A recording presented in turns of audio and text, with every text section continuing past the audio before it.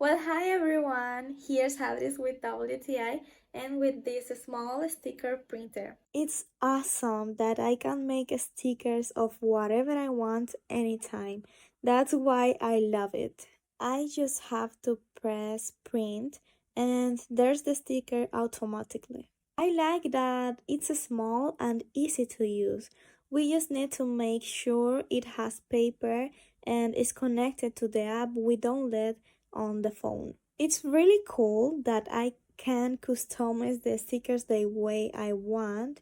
For example, this super cute one that I put on my phone shows other themes or shapes that are also in the app, depending on what we need.